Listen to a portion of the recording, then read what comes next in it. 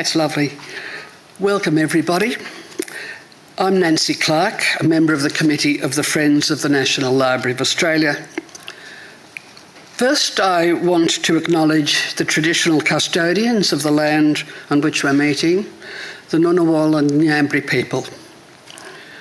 I recognise their continuing connection to land, water and culture, and pay my respect to their elders past, present and emerging.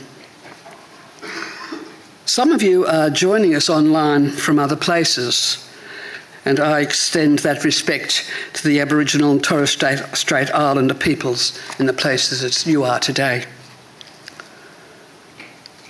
I'm sorry for the short delay in starting this evening. Technology.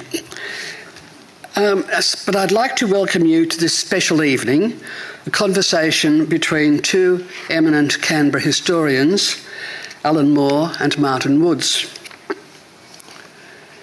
Over there. Since his retirement from the Australian Public Service, Alan's historical research has led to publication of a quite extraordinary number of books.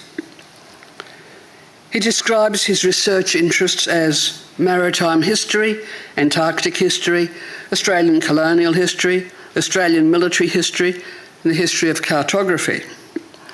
And his publications reflect these interests.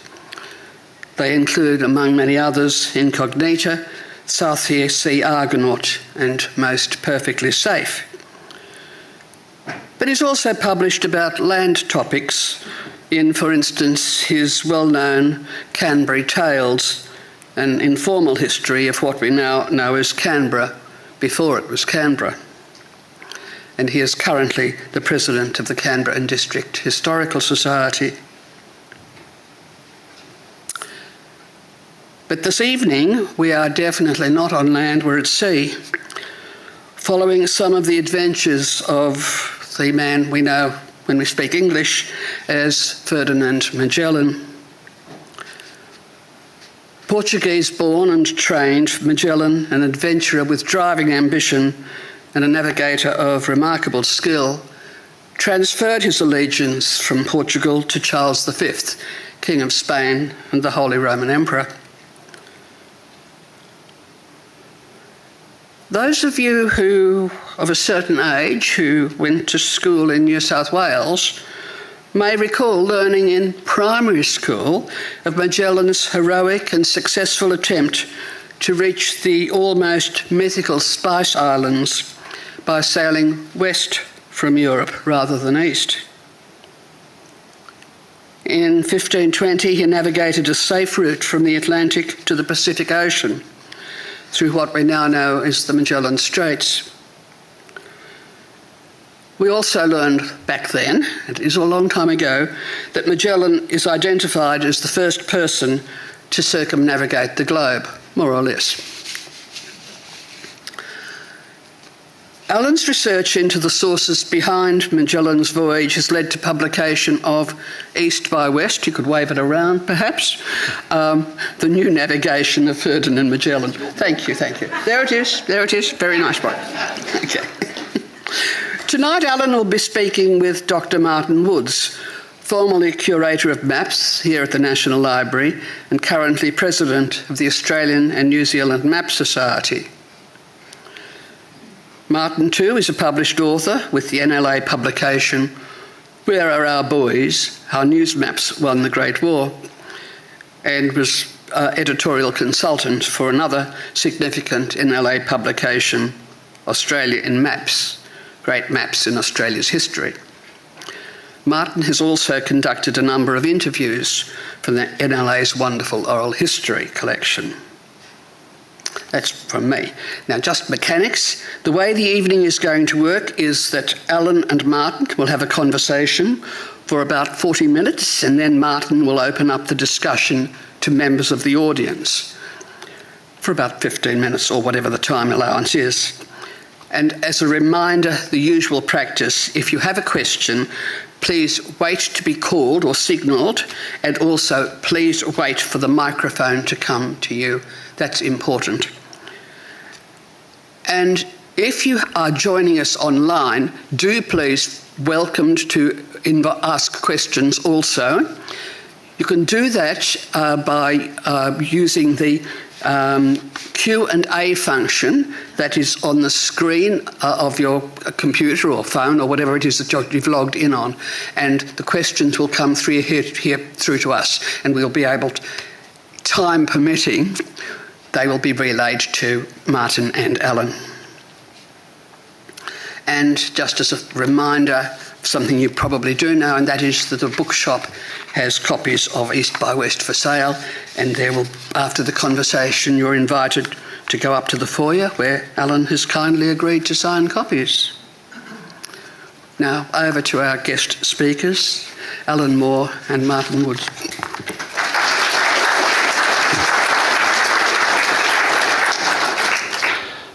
Thanks, Nancy. Very pleased to be here and to talk with Alan today about his new book, which, to remind you of the title once more, is East by West, The New Navigation of Magellan. Now, I'm going to get on to navigation in a minute with Alan, but before we get there, I've got a bone to pick, Alan. Mm-hmm. This title, yes, it says New Navigation. Yes. Hasn't Magellan's navigation been studied for centuries? Yes, but... Yes, but... And? You clearly didn't read the start of the book. It's an epigraph, right? Barros, a very, very good Portuguese historian, writing about 40 years after Magellan, and he gave a little introduction to describe what he was going to do. And I thought it was just perfect. How Ferdinand Magellan went to Castile, and the reasons why, and how King Charles of Castile, later emperor, accepted his service and determined to send him to the islands of Molucco by a new navigation. And that's the point. To Barros, 40 years after, it was the new navigation that was important, not the circumnavigation. Because, in fact, Magellan had found a way to get to the east by sailing west. Is that a satisfactory reply, sir? All right, then. Just this. I'll let you off this time. Okay. But I think we also need to background Magellan as well, because Magellan didn't just appear. No. He's one of those characters who is almost, I suppose, from his early days, predestined to become an explorer, or it seems so. But we know little about Magellan today. And I'm wondering, first of all, what do we think he's renowned for? And is that to be compared with what he actually did? He was an obscure figure. There's no denying that. And he was also a self-made man. There's no denying that either. Destined? Well, I think not. His early career, once he graduated from the court of Queen Leonor as a page from the court in Portugal, he, for must have been the best part of 10 years, just worked in the administrative apparatus of Portugal. And this is all at the time while da Gama and the others are sailing to the east. So he didn't get onto that bandwagon until he was about 25. So, if you like, he's a late starter on top of everything else. So I don't think you can really say it was destined. What it did do, however, being out there, it fired his interest, and particularly his association with a friend called Francisco Serrano, who ended up actually monopolising the Spice Islands for a short while. That fired Magellan's imagination, I think. And this is at a time that the Portuguese were really making inroads into the east. They were. Ahead of everybody else, probably by virtue of their proximity to Africa. Yes. Yeah. Yeah. Yeah. Yeah. Well, let's go to one or two of his early experiences with voyages to the Spice Islands. He was actually there for a few years. He didn't actually get there in any of the time he was at the east. His friend Serrano did. But he was there at the capture at Malacca, which was a huge event in the east in 1511. And he spent probably about 18 months at least roaming the inner archipelago. So he knew it quite well. He in fact even acquired a Malay slave, Enrique, who incidentally is the first person to have done a circumnavigation. So he had a lot of experience in there, but in the end he went back to Portugal. where in fact he was broke. He'd been swindled of some spice revenue, pepper, and he was recruited to go and fight for the king in Morocco. Mm. And I find his early life interesting. I mean, he was an orphan. Yes. And although, hardly a down-and-out orphan, but an orphan. He found his way into the Portuguese court. But he didn't get on well. He didn't advance within the Portuguese court for various reasons. I kind of understand it, reading between the lines, that he was a rather abrasive character at times. And highly self-opinionated and stood on his dignity a lot. And given his junior status, the person he actually offended most was in fact the sister of the Queen, who himself became king afterwards. So there you are, you've really queered your pitch. Yeah.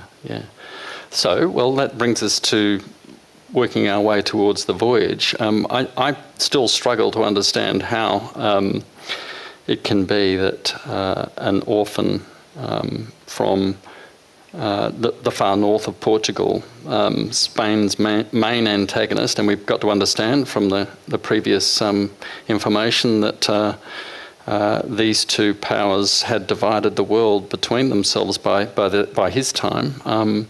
He was a renegade who'd never really commanded a vessel. And how did someone like that come to lead a Spanish armada?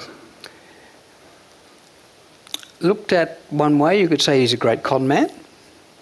But the other thing you can say, he's also a great salesman. An absolutely fantastic salesman. Mm-hmm.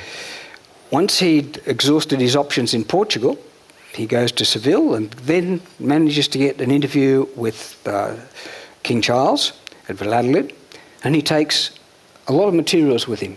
Because in his background, because he'd been raised at the Portuguese port, not only had he been trained in the martial arts and the things that were common throughout courts of Europe, but he also benefited from the legacy of Henry the Navigator. He was educated in things like algebra, mathematics, astronomy, and navigation. So basically, he was, if you like, kitted out to be an explorer if he could only find an opportunity or persuade someone to back him. Yes, persuade is the right word. Yes. There were years of persuasion involved in. I don't know whether people fully realise. There might be a voyage to this extent every decade or even further apart, and to persuade the king or the court of the value, the economic value, which is really what it's all about. We're talking about a mercantilist economy where it really was about building national economy and status. But the persuasion that Magellan was able to achieve, despite, as we've said, some character flaws, was remarkable. Yes. So let's go to a topic which I think is difficult for people to understand these days, and it's the Prior to here we get to the boring bits. Prior to this, there was the two powers. Spain had come on rather late on the scene. They had their own internal dissensions to deal with. Portugal had gotten in through Henry the Navigator and others in the early 15th century, but Spain was fast coming up to secure its own wealth. I think they needed to come to some kind of arrangement. It's something that I don't think we would quite come to today. It would be a difficult conclusion to reach to something so finite. Can you talk to us a little bit about the Tordesillas line and how it came about and what it actually meant in practice? Well, it's the red line down the middle, goes down the middle of the Atlantic, but you'll notice that Brazil goes through Brazil. That's primarily because when they agreed it, Brazil had not been discovered. What they agreed was Spain would have the west, Columbus's discoveries, and to the east, Portugal, Africa, India and beyond. The problem with that is no one knew really where the line was. Surveying was in its infancy. A lot of that was at sea. But if that was uncertain, how is it around the other side? If they've both got half the globe, there's another line on the other side, the anti-meridian. And that's drawn here in both. This planisphere by Reynolds is a remarkable map. It's the first Portuguese map to actually show the equator divided into degrees. So the only debate really is, if that's the whole world, just how big is a degree? And that was a matter of contention. But the important thing there, this is a piece of propaganda. As you can see, if you look at where the Moluccas are, where the yellow arrow is, Reynolds has definitely said that belongs to Spain. The Spice Islands belong to Spain. It's in their half of the world. It's a lie.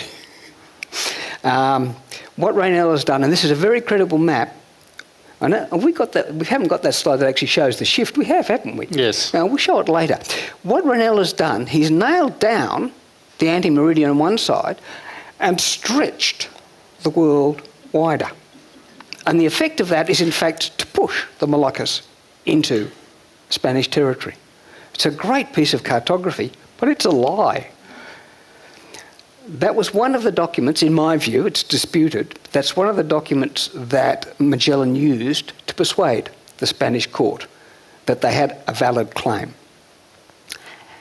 The other thing you'll notice is, at the bottom of Brazil, the thing just comes to a grinding halt.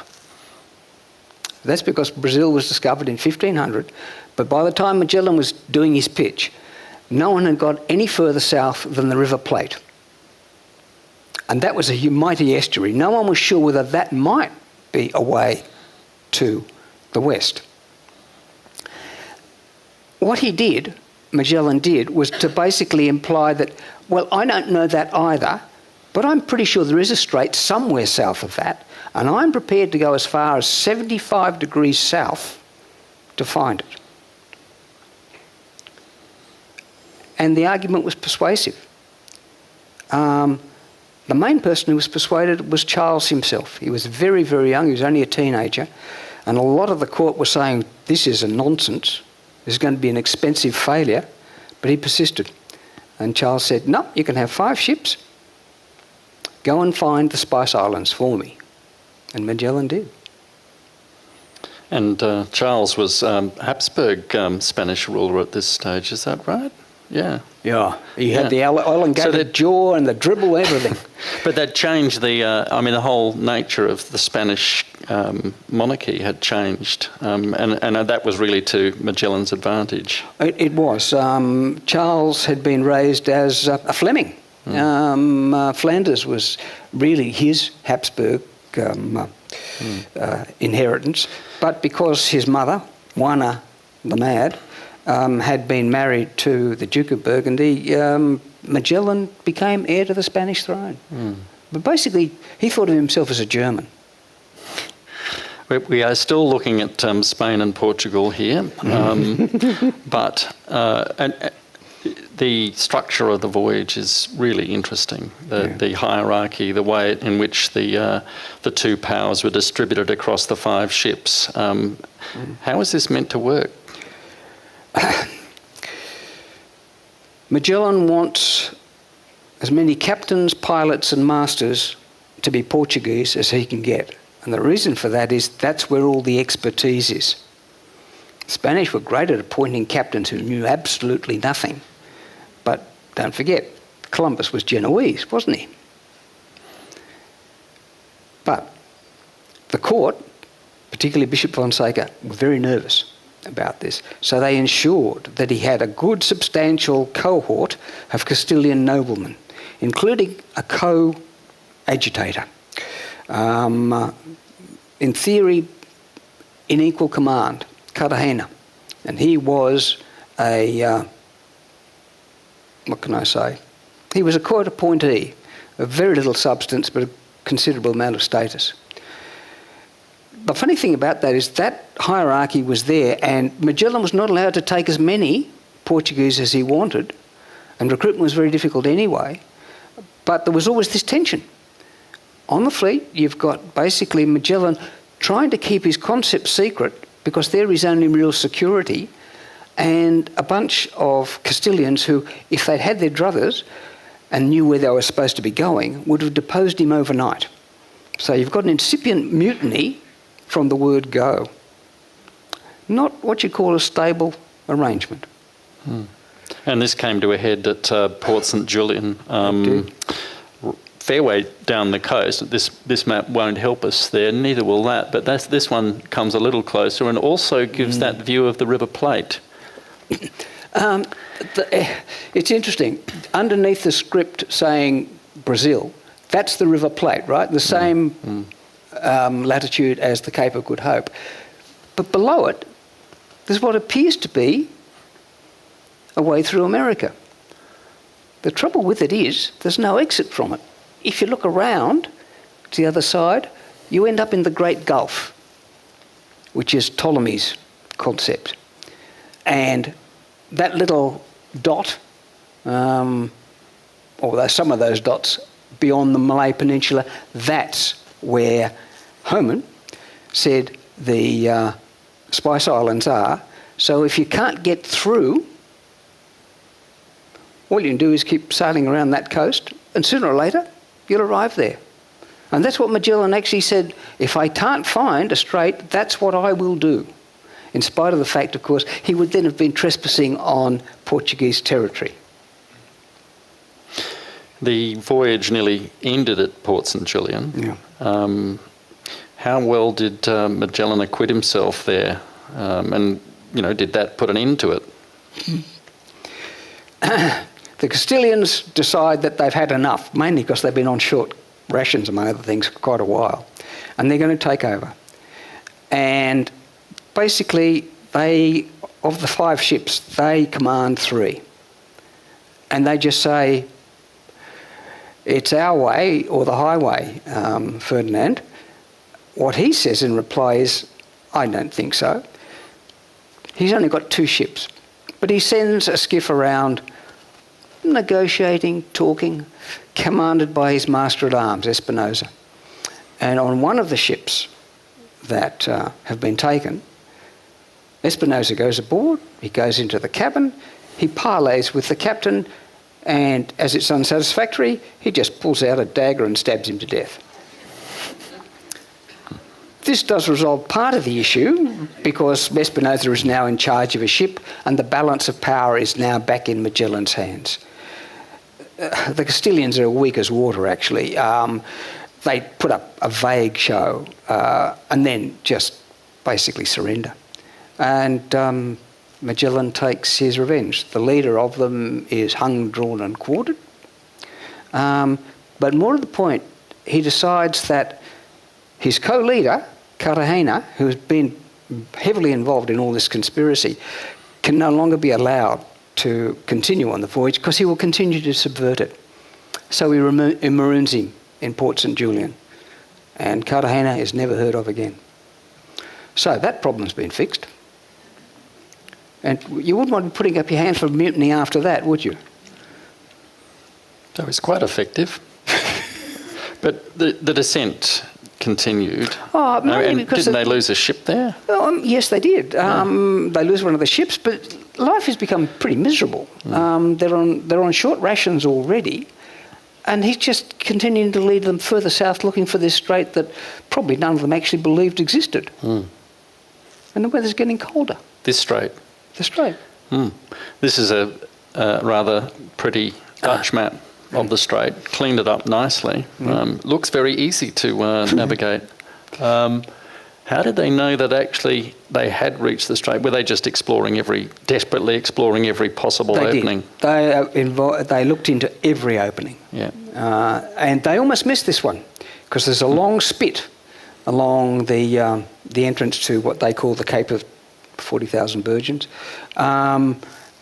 which camouflaged the entrance and mountains behind it.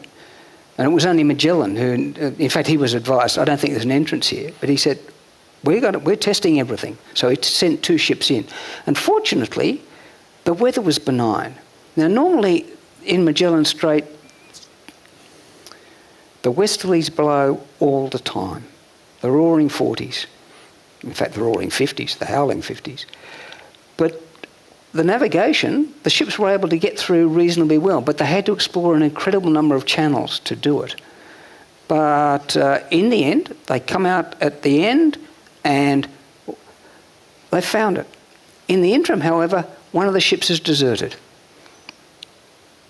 And what's worse than that, they had most of the provisions. So he's there in the strait, he's now down to 3 ships, and he's got rations for 3 months. And now he's going to try and cross the Pacific. Bit of a challenge. Well, how wide was the Pacific? And this is the question, really. At the time, there was a disputation amongst cartographers about the width of the Pacific, and I go back to the previous map. Yeah. Or even this HOMEM map here. But that's misleading. Let's go back further. Yeah, this is better. Because if you look at it, Magellan was under no misapprehension about how wide the Pacific was. He's already exhausted Brazil and he's still going south. So he knows he's, less than halfway into the voyage. He knows how wide the Pacific is. Don't let anybody tell you any different. His great achievement was to persuade the crew to have a go at it. He was advised by his astrologer pilot, San Martin, that with the state of the rations, weather prospects and whatever, they could go into the Pacific for maybe 2 months. That would leave 1 month's supply to get back to Spain if they couldn't find refreshment. Now, if you're a seaman and you're being told that and you've no idea what's out there, let me give you a what if. What if in that huge stuff, blank, there's another continent the size of the Americas that runs from the Arctic to the Antarctic and there's no way through it. And you're halfway across the Pacific and you run into it. What are you going to do? Are you going to get back home? I doubt it. So it's a huge challenge by any imagination. And the mere fact that Magellan persuaded, and he did have to persuade to some extent, the crews to do it, is an amazing piece of leadership. He lied really about the what he knew, and in fact he kept all of the maps, that he knew. He kept much of it to himself. Yes. In fact, I love the mad scramble after he's killed later on. We'll cover that later to find out what he knew, because no one else knew. No, he hadn't shared it. Well, the thing is that he dies in the Philippines. We're jumping ahead a bit, but more to the point, so does the astrologer pilot, San Martin, who really knew what he was doing. So basically, the only 2 people who were really privy to what was going on the voyage as far as navigation was concerned, both of them were taken out within a few days of each other. And as I say, there's then this rifling through the papers to find out what are we supposed to be doing. So, look, I'll just read out a little bit. The voyage was horrendous, obviously. We ate only old biscuit turned to powder, all full of worms and stinking of the urine which the rats had made on it.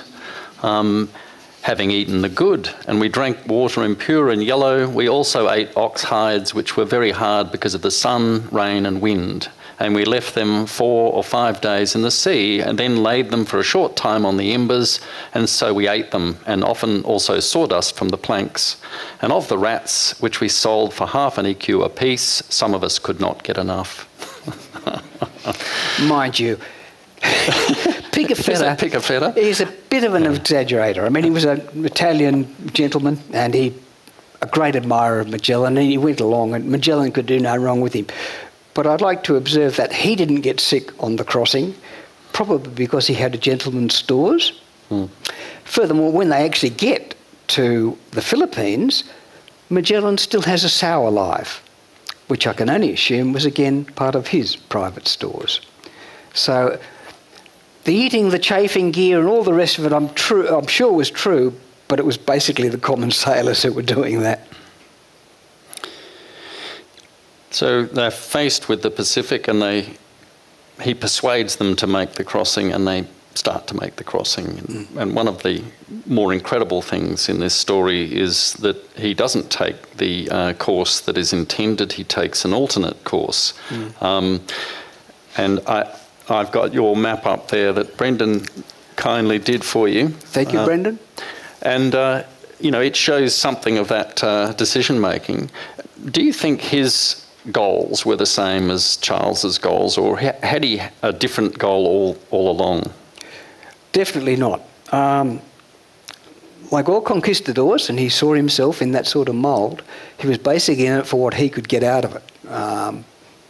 Tribute had to be paid to the paymaster, the emperor, the authorities, but basically here is a man who wants to carve out a small state for himself.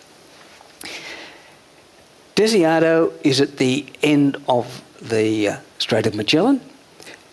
So he asks the pilots, well, here we are, and we're heading for the Moluccas, which, as everyone knows, is on the equator.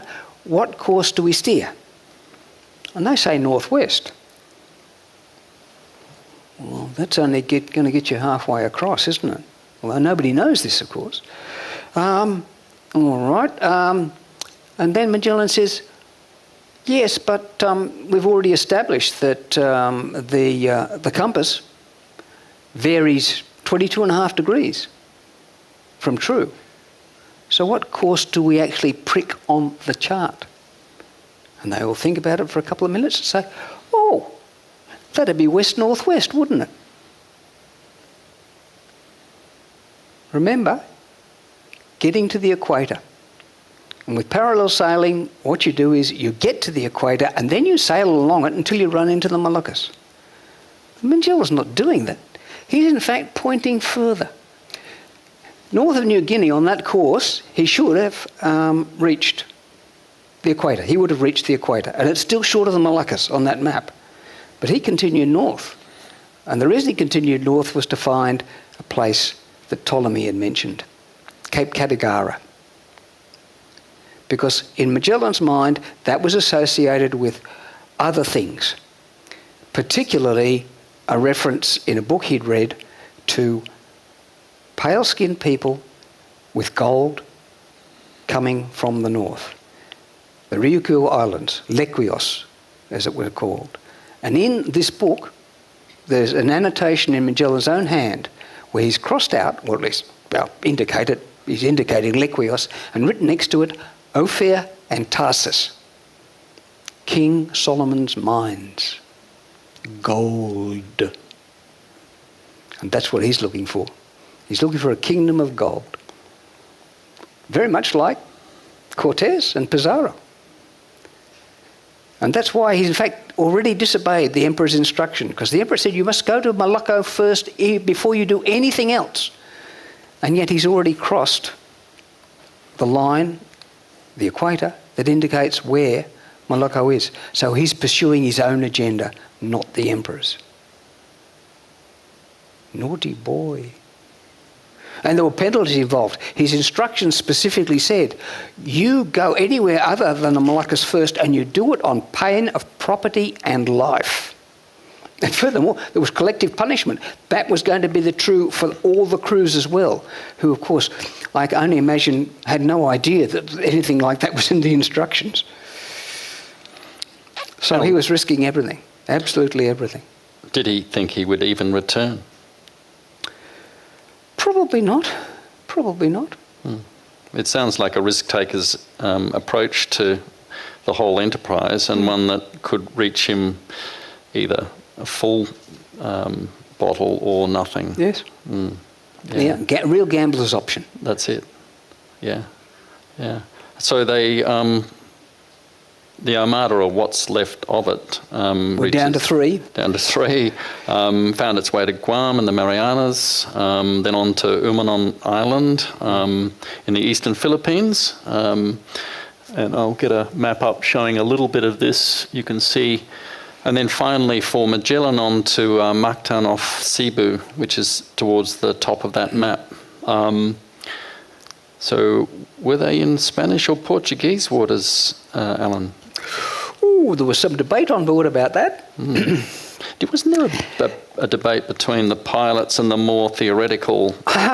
No, it was between the partisans of Magellan and people who were more sceptical. Pigafetta, who really wasn't much of a navigator in his own right, anyway, basically kept fudging the figures to make sure, no matter how far they went, that the Moluccas still belonged to Spain. Whereas San Martin, the astrologer pilot, had a much clearer idea of where they were.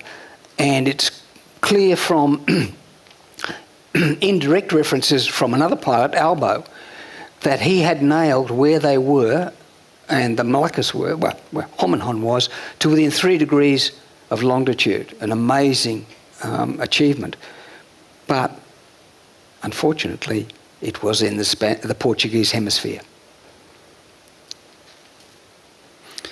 As you said, more interesting to Magellan in the Philippines and elsewhere was gold. But in any dealings, he had a variety of, let's say, stakeholders to deal with, other than his own on-board conflict between the warring Portuguese and Spanish, who were still there,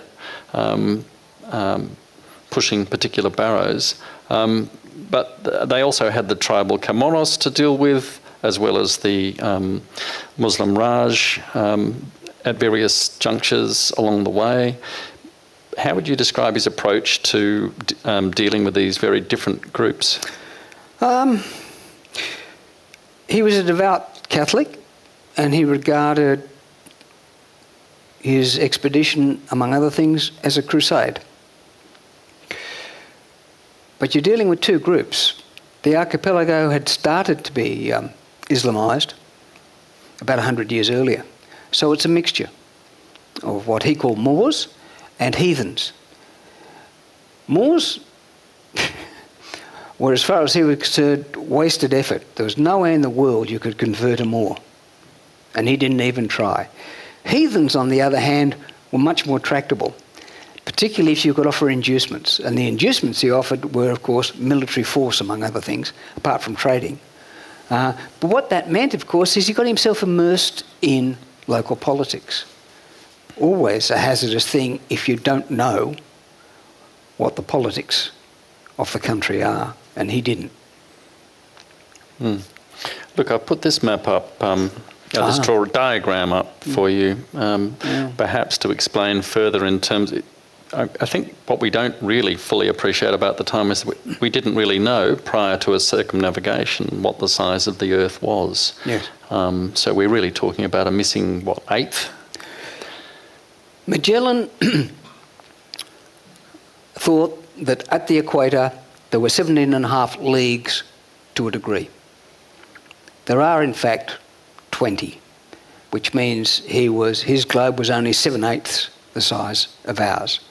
Not a huge discrepancy, but one of the artefacts, if you like, the consequences of that is, you'll see on this, Albo, the workaday pilot, he comes to the conclusion, and what these are, of course, are the Spanish hemispheres, that the Moluccas are in Spain's half. San Martin, the knowledgeable one, he's got it stuck out. And what you've got to think of it in terms, of course, that's around the corner. It's in the other hemisphere on the other side. It belongs to Portugal, not to Spain. This knowledge was known, in my view, to San Martin primarily because it's ancient knowledge. Eratosthenes, an Alexandrian scholar from the classical times, had established in his own mind, theoretically by experiment, a pretty good approximation of how big the world actually was. And as you can see, Eratosthenes' circumference is considerably larger than Magellan's. It's in fact the extra eighth. And it's that enabled San Martin to come to a conclusion which was at odds with almost everybody else on the expedition. This map goes a little bit to the positioning of the islands. I'll get back to that at the moment. we should at least spend a little time on Magellan's demise. I mean, he only got halfway around the globe, in fact. Yeah. And I think on this 1960s American map, you can see Cebu, and Mactan Island is just off to the east there. I don't know whether you can see it there, but it's surrounded by mudflats and mangroves, which made the whole experience of negotiating by shows of power, which they were used to doing on land and sea, much more difficult, which I think led in part to Magellan's demise. Or do you have another view about why Magellan, was it a bit like Cook's hubris at the end of his, third voyage? Well, there was certainly hubris in the case of Magellan. He wants to demonstrate to the locals Spanish power. He's already got an ally, the Raja of Cebu. And they're going to go and raid this island, Mactan, because there's a recalcitrant leader, Lapu-Lapu, who will not defer. Magellan takes 60 men in 3 boats. The Raja of Cebu has 1,000 men as backup. And the Raja says, why don't you let me do the attacking and you provide support? Magellan says, no. This is going to be a demonstration of Spanish military supremacy. It'll reverberate throughout the islands. Unfortunately, it all went pear-shaped. He landed, got ashore. They started running low on ammunition because basically the Mactanians just stayed away, out of range, waiting for them to run out of ammunition, and then all hell broke loose. And in the ensuing retreat to the boats, Magellan himself was killed, along with 7 of his companions, including his natural son. It was just overreach. I mean, he probably faced a force of about at least 1,000 natives, and he thought with 60 Spanish, without horses, he could overcome them, and he was wrong. It's a complex navigation through that part of the world. I haven't done it on boat, have you? No. One day we must do it together. What a good idea. I think there are tours. There are. But it's tempting to think of in terms of Portuguese navigation, pilots, etc., and that Magellan and his companions carried out all their own navigation, but they also made use of local navigators. And even this map leaves aside currents and seasons and winds, but you can see even from that how complex it must be when you throw in those other variables. So it's arguable that the voyage wouldn't even have completed, wouldn't have reached the Spice Islands without local navigation. Can you give us an example? Or? Well, when you get on the high seas, the Portuguese and the Spanish are fine. You get into close waters like this, and you've got to worry about where your keel's going. So yes, in fact, Francisco Albo, the basic log keeper for the whole voyage, he makes this observation in his log off the coast of Borneo. You must know that it is necessary to go close to land because outside there are many shoals, and it is necessary to go with a sounding lead in your hand because it is a very vile coast. And Borneo is a large city and has a very large bay, and inside it and without it there are many shoals. It is therefore necessary to have a pilot of the country. And how do you get a pilot of the country? Most of the time you kidnap one. Worked every time. Sometimes. Yeah. I know we're running out of time, so there are some things that we might get to in questions in a moment, but I won't jump to the reception that they had. There is one moment that I'd like you to talk a little bit further about, and that is the final decision. Having reached the Moluccas and even managed to fill a couple of ships with cloves and other goods, despite opposition from the Portuguese and others, they then needed to make the arduous trip home. So they made a fateful decision at that point. Remember, Magellan's dead, right? Magellan has no further part in this, but there's 2 ships and they're leaving loaded with cloves. Unfortunately, they ship anchor, and then the flagship, the Trinidad, springs a leak. The other one, the Victoria, she's fine. And the collective decision is, right, we're reaching the end of the reverse monsoon. If the Victoria is to get home, she leaves now, and furthermore, she does it by sailing west. She's going to have to avoid Portuguese territory because that's what she's doing. She's doing the very thing that they weren't really supposed to, sail through Portuguese territory. And off she goes. The Trinidad is repaired. It takes a long time. And the decision with her is not to wait for the next monsoon season, but they will go back across the Pacific, which is probably what was in Magellan's mind if he had lived and everything had worked out. And the Trinidad, it's a sound concept. What the Trinidad would have been doing was sailing north to the latitude of the Azores in the Atlantic, and there, the wind patterns of the world being what they are, they would find a wind that would carry them back to the American shore. They could then go back down the coast. They could unload in Panama at that stage if they wanted, but they could certainly go back down to the Magellan Strait and through. And in fact, that became the Manila Galleon route many years later. But in this case, they get to where they expect to wind, and what do they get? A typhoon. And it completely derails the enterprise. They almost lost the ship. So they go back to the Moluccas. And that's basically the end of it, because the Portuguese have already reinforced and they're just captured. Whether they would have been able to get back across the Pacific without the typhoon, they probably would have, although they were in terrible condition. As I say, that became the Manila Galleon route, which lasted for 250 years. So it was a sound idea, at least. Yeah. So the Victoria finally makes it back to Seville, having made the circumnavigation, one ship full of goods, proving there was a route, perhaps. I expect the reception was resounding. Although there was only 18 men in the end. Yeah. So obviously it was a costly enterprise. Well, actually the reception was amazed. I mean, they'd been given up for lost. They were already a year beyond their provisioning, right? And the deserting ship from back there in the Strait had said, I don't think you're going to see them again. But nonetheless, it went back. They had a load of cloves, which actually paid the expenses of the expedition. And the emperor immediately said, I'm sending a second expedition to claim these countries.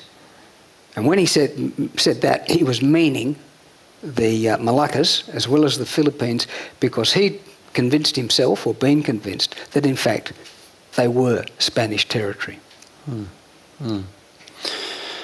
There are other postscripts, but I think we probably need to wind up and move on to some questions to allow people to take part in the conversation as well. Before we get there, is there anything else you'd like to mention that we haven't covered? I'll be brief, because one of the things we haven't really covered is Magellan the man. He's an enigma. He really is. Las Casas, the so-called apostle of the Indies, was there when Magellan was selling his pitch for the expedition. And it's a really quite querulous little description of him by this priest. This Hernando de Malanes must have been a spirited man, intellectually bold and capable of undertaking great things, although his person did not convey much authority, for he was short and didn't look like much. But neither was there any hint of lack of prudence that might lead one to expect to take advantage of him, for he seemed modest and courageous. It's a very ambiguous sort of description, isn't it? But I think I would endorse that. However, what's missing there is determination and courage, both of which he had in spades. Look, there's so much more we could cover here, and I'm hoping some of that comes from you. So if there are questions at this point, let's hear from you. We've got microphones at either side. If you put your hand up, they'll bring one over to you. Here's one here in the third row.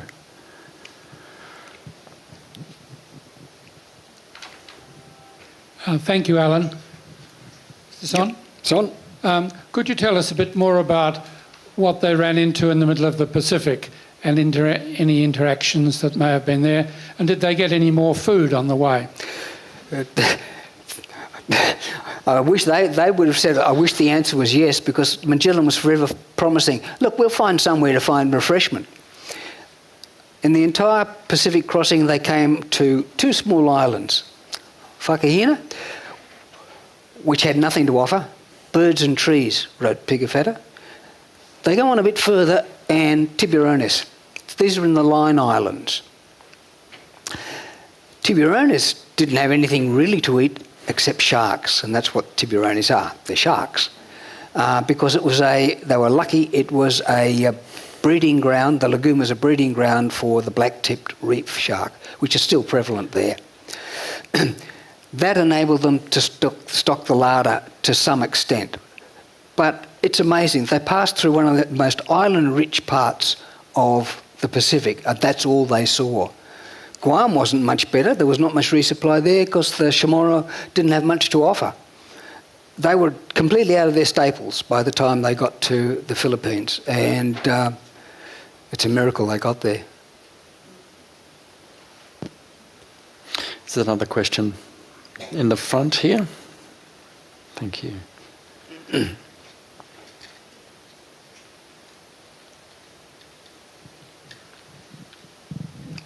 Thanks, Alan. Hello, Anne. Certainly tempting everybody, I'm sure, to read the book. But can you tell us a little bit about writing it, and especially how's your Spanish and Portuguese? How did you access all of the records that you must have had to look at? Fortunately, there are pretty good translations of most of the records I needed.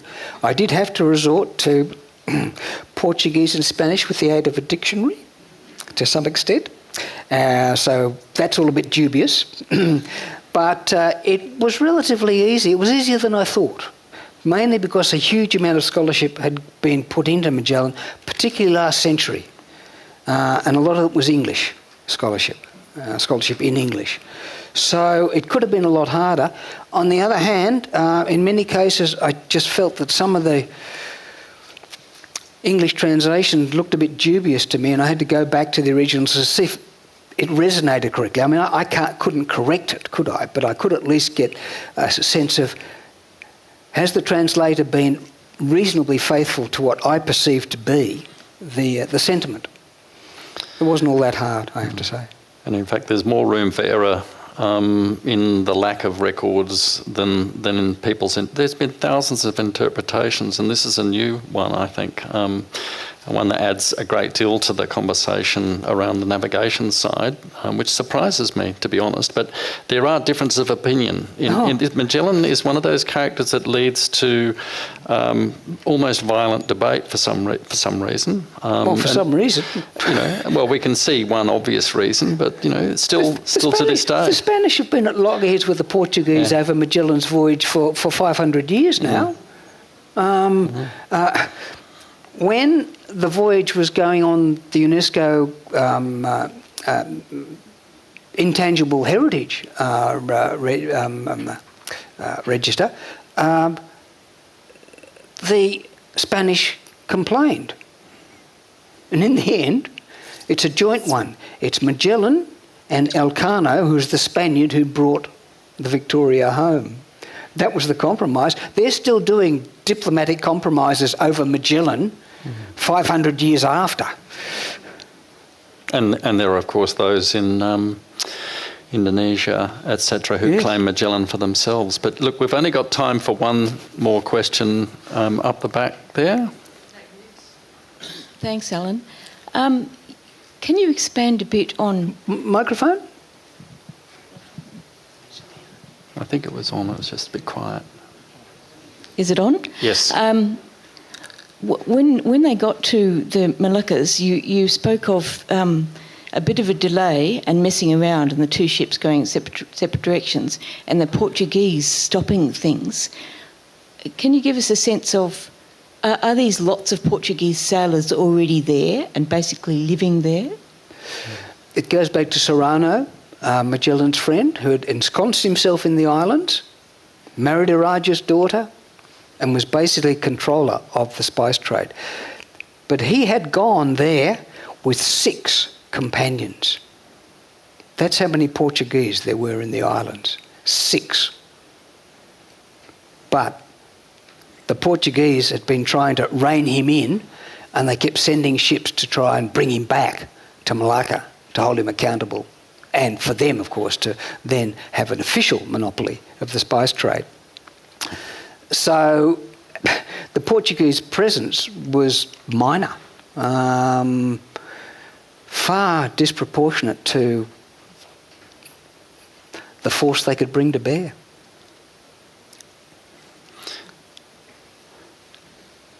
All right, I think that's our final question. I'd like to applaud you for this book, Alan, and I hope you all here can join me in thanking Alan for bringing this new scholarship to Australia, to the world. So thank you, Alan. That's very wonderful. kind of you. Thank you.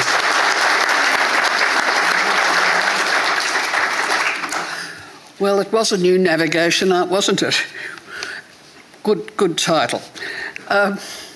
Thank you, Alan and Martin, for this really exciting insight into the most extraordinary man, extraordinary navigation of Ferdinand Magellan.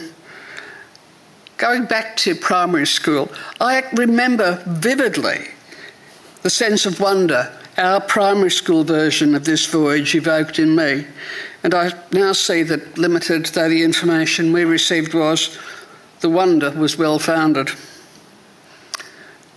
And thank you to you in the audience for your engaged interest in this talk.